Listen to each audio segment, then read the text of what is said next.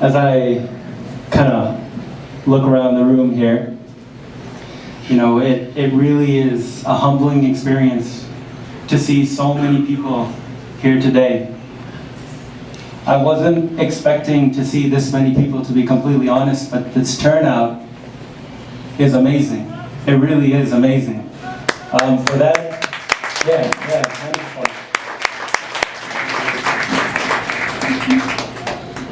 I wanted to say that when we put together these events, right, we try to figure out what is the most important thing for us.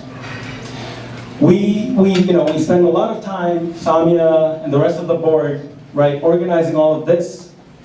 But at the end of the day, it is your involvement here today that makes us work as an organization.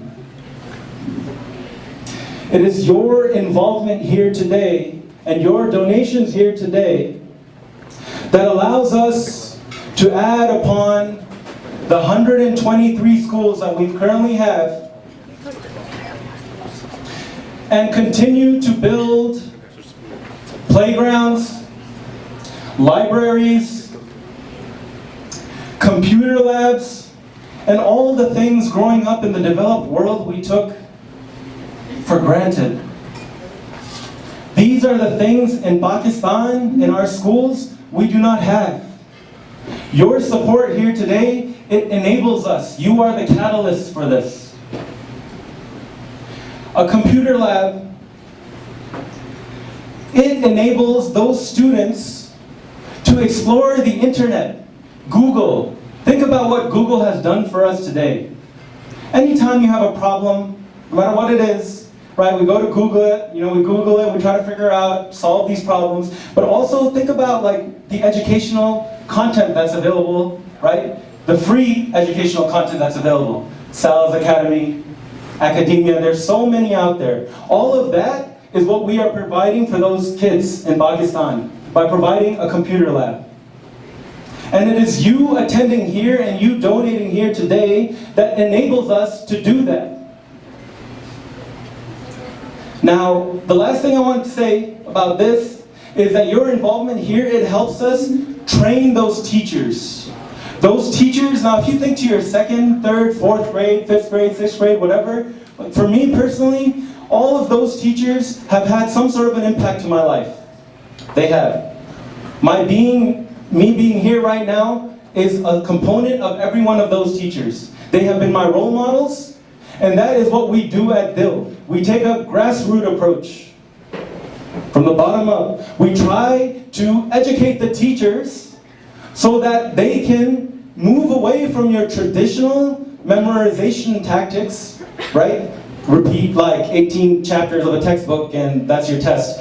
Move away from that and move towards your more futuristic educational methods so that now these students are actually applying what they learn, right? So you have these students taking, math, geography, English, all these different courses, and they're going to their homes and applying that. This is the difference that we make as an organization. But when I say we, I mean you. Because it really can't work without you. And I mean that. Now we have a bunch of our board members walking around with donation packets. I strongly urge you to consider what it is that you can give up today to bring a change for these children tomorrow. What is it that you can give up today to bring a change for these students tomorrow? As you think about this, I'm going to tell you a story about Raz Muhammad. Now last week, I had the opportunity to speak to Raz Muhammad via my roommate Kumel. His mom runs and operates a school in Pakistan. So I had a Skype session with little Raz Muhammad. And in speaking with him, I saw that he had a container in front of him. A container. And in learning about his story, I found out that at 4 o'clock, 4 a.m. every morning, 4 a.m., right? This little boy takes that container of milk and he runs from one neighborhood to the next neighborhood because he has a financial obligation to his family. He is 7 years old and he lives in a household with 10 brothers and sisters, and he has to do his part. So he's running from 4 a.m. to 8 a.m., right? From door to door, from village to village, so that he could raise money, he can get money, sell his milk, and that he could help provide some bread and other things to his family. Now at 8 o'clock, Razi reaches school.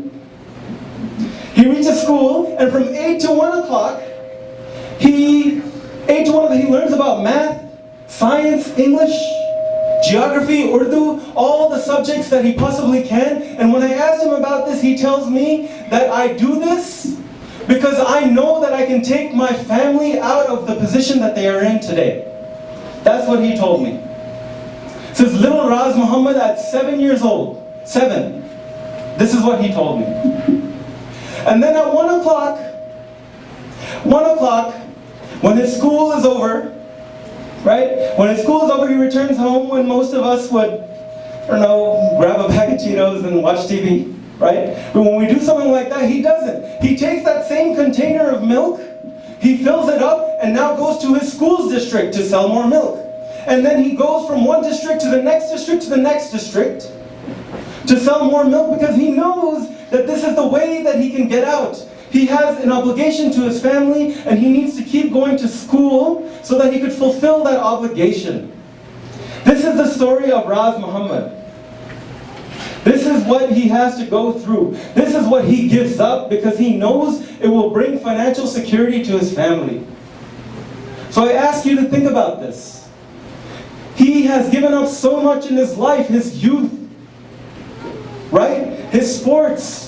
He's 7 years old and he's giving up all of this so that he could provide for his family and that he could also get an education. Right? So he gave it all for his family. So I ask you, what could you give today for a family back home in Pakistan? Because we function as the ambassadors for those children.